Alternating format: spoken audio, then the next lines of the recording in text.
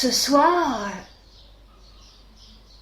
je n'aurais pas envie de me casser la voix en assistant au plus détrônant des combats. Celui qui est destiné à faire trébucher. La France sera opposée au Portugal. Autrement dit, le dernier champion du monde et le dernier champion d'Europe vont devoir s'affronter pour de vrai. Pour de bon. Question de prestige et de haute voltige. Même si nous savons d'avance que nous n'aurons jamais la chance de savoir qui dirige le cours des événements, l'art ou le hasard. Un petit crochet suffit parfois pour décrocher un trophée, pour transformer un compte bancaire en compte de fées. Donc autant vous dire que les jeux ne sont pas faits. Il est quand même difficile, quel que soit le pari, d'entrevoir l'issue de cette maudite partie. À moins de fausser les calculs ou de froisser la fortune. Quel est votre pronostic, à vous? Oui, essayons de parier, comme si nous étions les maîtres en coup d'essai. Rien que pour voir si on préfère être déçu ou décevoir.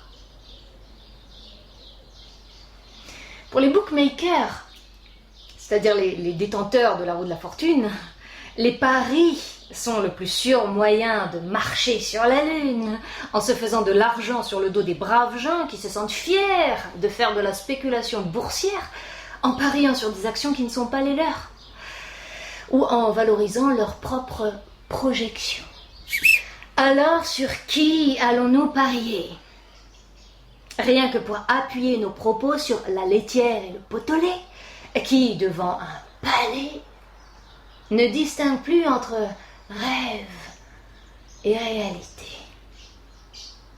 Pour le gagner, encore faut-il jouer, se dit-elle en trébuchant. C'est ce que nous allons essayer de faire, autant que faire se peut, en nous disant que ce n'est qu'un jeu. La France est le favori. Le Portugal est par conséquent l'outsider.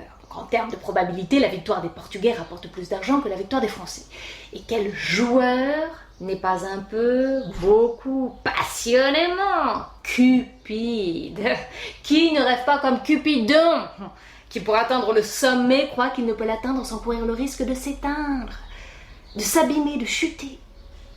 Le parieur est animé par le même genre de feu follet, faire mentir les faits, rire au nez des statistiques, se moquer de toute logique.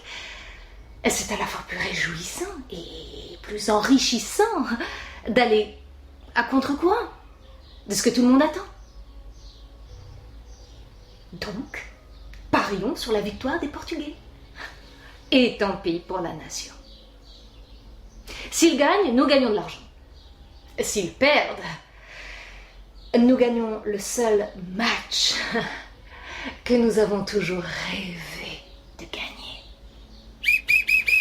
Et pour que notre pari rapporte gros, nous pouvons faire un petit combiné. 2 paris en un pour multiplier nos gains.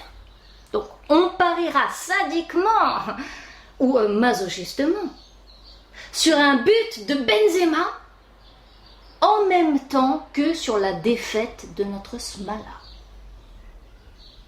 Et je vous prie surtout de ne pas croire que je me suis inspirée d'une note du Rassemblement national qui paierait pour voir ce genre de dénouement. Non. Mais parier sur le sort que l'on craint, c'est parier non sur le réel, mais sur Machiavel,